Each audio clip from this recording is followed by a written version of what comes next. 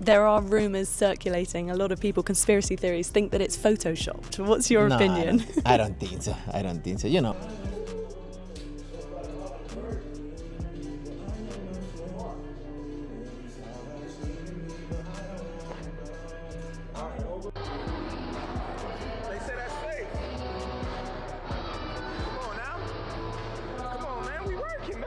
He has an 85+ chance to beat Canelo. Why? He's not going in there to prove something which will fall into Canelo's. Ain't no fake. That's the message Terence Crawford sent straight to the doubters as brand new camp footage of him flexing a transformed physique stormed the internet and went viral in hours. The footage spread fast because it wasn't just about lifting weights or shadowboxing. Crawford's frame looked sculpted, bigger than ever, and he leaned into the criticism with a smirk. Where people had called his new size fake, Crawford called it hard-earned. He flexed, he showed off, but he did it with the message that this is still only the beginning. The work isn't done, the grind isn't finished, and the journey to September 13th, the night he steps into the ring with Canelo Alvarez, continues to demand every ounce of sweat and willpower he has.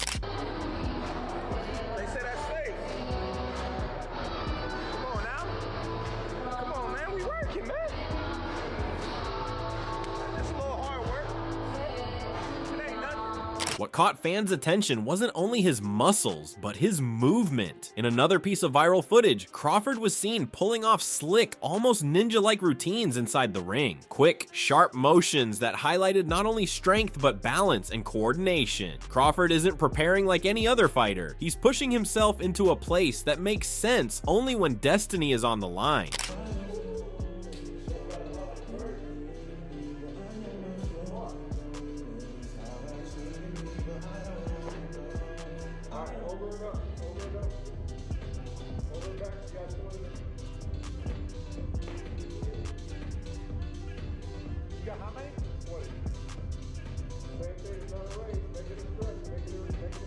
But let's not forget the storm that came before this viral moment. Just days earlier, Crawford's camp footage had fueled wild conspiracy theories. Online chatter accused him of digital editing, of faking muscles, of making himself look bigger than he really is. The conversation snowballed until even mainstream boxing talk shows picked it up. Was Crawford too small to jump in weight? Was his body transformation believable? Or was it smoke and mirrors? Fans split into camps, critics piled on, and the noise grew louder. I hadn't, and you get these things coming into fight weeks, and he needs to be at 100%. Well, if it's a serious injury, he's going to struggle in this fight. You know, because he's going to need all his wherewithal against Canelo, who's a much smarter fighter than people give him, widely give him credit for. You speak to all those who've been in the ring with him and they all say how clever he is. Suddenly he's in range, suddenly he's out of range, that his footwork is much more deft and subtle than he's given credit for. Yeah, well, I hope he's fit because he's going to need it. Crawford's response: he didn't give them a statement, he gave them proof. The footage silenced most of the questions. Suddenly, the accusations of Photoshop fell flat. The man in the ring was real, live, and showing every line of muscle with undeniable presence. The conspiracy theories began to crumble, but interestingly, one man wasn't wasting time with those kinds of doubts: Canelo Alvarez himself. No, you know, I'm gonna do my job. I'm gonna be patient, do my job, and win, no matter what way, but I'm gonna win. There's also, so I expect a good fight already. There's also rumors circulating about a Crawford shoulder injury. What do you make of those?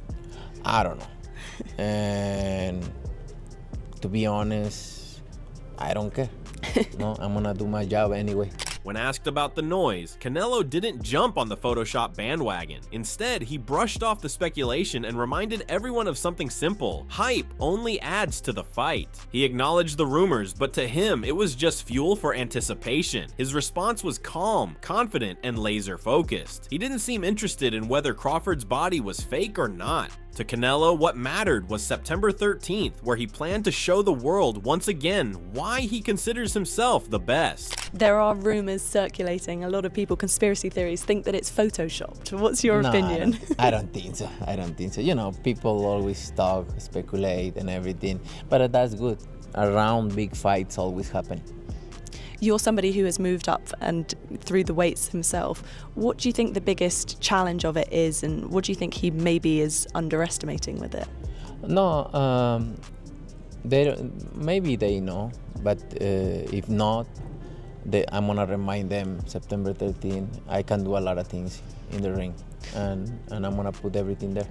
Saturday night. As the dust around the viral clip settled, Crawford spoke directly about the one subject everyone couldn't stop debating: the weight jump. His move into the 168-pound division to challenge Canelo was considered one of the boldest decisions of his career. Critics called it reckless, dangerous, maybe even career-ending, but Crawford had no doubts. In his eyes, the jump wasn't a burden, it was a relief. He explained that cutting weight had always been one of the hardest parts of his preparation. At super middleweight, there was no draining himself, no stripping down. Instead, he felt stronger, fresher, and sharper. I felt great. I felt great. You know, especially not having to lose weight and worry about weight and things like that, and worry about what I do in strength condition or anything else. I didn't have no worries. Just kind of. Yeah, so as I say, like, I guess in that sort of training, you feel like you are sort of being even stronger. As I say, you know, Yeah. One attribute's always been the strength that you got. But I feel like 168, you could be even stronger now at that weight. Yeah, for sure, definitely. Okay. A question I wanted to ask you, what do you think means more for yourself? Would it be beating Canelo Alvarez or becoming the first person to be 3-time undisputed in male weight division? Both. But if you had to pick one, like what would mean more, I guess? Becoming 3-time undisputed. Yeah. You know, doing something that's never been done before. You know, I think that'd be bigger because when you look at the landscape of apples to apples, Canelo's been beat before.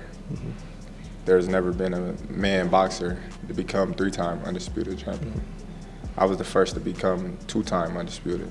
Crawford reminded fans that this isn't new for him. His entire career has been built on moving up weight classes, facing bigger men, and proving size doesn't determine greatness. From lightweight to welterweight, and now to super middleweight, the climb has always been part of his story. To him, 168 isn't impossible. It's just the next step. With his conditioning and strength training at its peak, he insists the weight jump is ordinary business, a natural evolution of who he is as a fighter. None of that matters to me, whether I'm the underdog or the favorite. I'm gonna go out there and win regardless. Yeah. One thing with you, Terence, you've always sort of talked about the doubters and people doubting you. Do you feel like a lot of your motivation is based off sort of people counting you out and people doubting you and not thinking you can do certain things? It's been that way my whole career. But that's fueled you, would you say, your whole career? Yeah, for sure, definitely. It definitely fuel, you know, and it's definitely something that drives me as well. Of course, outside voices couldn't stay quiet. Analysts and legends began giving their takes on what this matchup could look like, and one of the first, Teddy Atlas, didn't hesitate to double down on his stance. For Atlas, Crawford has been the pick all along. From the moment the fight was just whispers, he was already saying Crawford had what it took. Too small? Not in Atlas's mind. And even now, as the fight becomes reality, he hasn't budged. He sees Crawford as the one to outthink and outmaneuver Canelo. Vaguely proposed, where a lot of people poo-pooed it. No, Crawford's too small, forget about it, doesn't make sense. When it was going through those times, I didn't hesitate. I said Crawford. I'm not changing now. I see, listen, both guys have gotten older. I don't know. I hope it's not. And I'll put the disclaimer out there first. I'm not poo-poo. I'm not raining on anyone's parade. I think Atlas did, however, caution about timing. He reminded fans of the Mayweather-Pacquiao fight, a matchup that came too late and left many fans disappointed. He hoped this fight wouldn't follow that path. But when it comes to skills in the ring, he pointed out what he believes is Canelo's most exploitable weakness, his feet. Atlas reminded fans that Canelo's loss to Mayweather wasn't about hand speed, but footwork. He couldn't close the gap fast enough then, and Atlas sees the same flaw now. For him, Crawford's length, legs, and movement could expose that very issue. my overview would be I'm looking for Crawford to win the outside. Use his length. I know he's still got good length on him. Use his length, use his legs a little bit, grab the canvas. He's not gonna run, but just control space, get angles, be ready to punch. Don't allow Canelo to freely walk in. Why did he lose to Mayweather a long time ago? I know it was a million years ago. I know, but it wasn't because his hands were too slow. His feet were too slow. He couldn't close the gaps fast enough. And I think he's going to have a problem in that same area, if I'm right. While Atlas leaned toward Crawford, veteran commentator Jim Lampley had a different perspective. To him, Canelo remains the man to beat, and he painted a picture of just how difficult that will be. He respects Crawford immensely, even comparing him to the legendary Sugar Ray Robinson, noting the versatility, the ability to defend and attack, and the inner mean streak that can emerge at any moment. Still, he leaned toward Canelo, believing the Mexican star simply has too much control and too much to lose. You're not going to beat Canelo until somehow over a long period of time Canelo beats himself. If he gets tired of all the discipline he has had to employ, then maybe. But my guess is he will retire without incurring another loss because it's important to him to do that. Which implies you like him against Bud Crawford. I do like him against Bud Crawford, but I do think that it's a great fight. Now, I could change my mind when we get closer. Bud Crawford, to me, is a latter-day Sugar Ray Robinson. He has the multiple skills of Sugar Ray Robinson. He can defend or attack. He has a deep inner mean streak that he can employ at any moment in a fight to get what he wants. Before the fight. Keith Thurman, another voice in the mix, broke things down through preparation and tactics. For him, victory in a fight like this is built long before the first bell. He argued that Crawford's best shot comes through discipline, working behind the jab, staying tactical, staying sharp. Without that, Crawford risks falling into desperation mode. Thurman also raised the question that many have been asking. With all this added body weight, will Crawford still be agile enough? Will his footwork hold up through the later rounds when Canelo's pressure inevitably comes? So like I said about my statement for this fight, victory comes in preparation. The only way Bud Crawford even gets close to winning is through the preparation. We can say, oh, the extra weight, this and that, blah, blah, blah. He truly wants to win. What you will see within the first opening half is him working behind the jab. If he does not work behind the jab, he is not geared for the tactical approach. And the only other approach, which is the Hail Mary, is that you hurt the gorilla neck boy. You know, this freaking gorilla exercise. Don't rely on that. He's hard to. And then there was Mike Tyson, whose take was as raw as fans would expect. Tyson admitted he wants Crawford to win. He respects the skill, the hunger, and the story, but in his gut, he doesn't see it happening. To him, Canelo's power and intelligence make him too tough a puzzle. Tyson's words were simple but heavy. Crawford is great, but Alvarez is a smart, hard puncher, and that combination is lethal. His heart leans toward Crawford, but his instincts don't. You know, I would like for that to happen, but this guy's a hard puncher. He's a smart fighter. He can move. I'm just curious. I just want to see it. I want to be there and see it. Because listen, there's been upsets like that before. You know, Henry Armstrong, 124 pounds, he beat the 146-pound champ. So, you know, you never know. Anything can happen when two men are in a ring or in a basketball court. Anything can happen. Right. Thank you, Shaq. Thank you, Mike. You're welcome, little brother.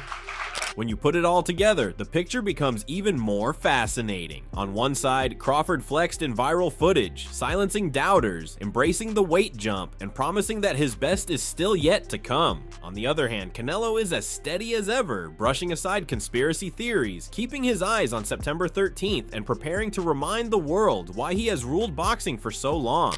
He has an 85+ chance to beat Canelo. Why?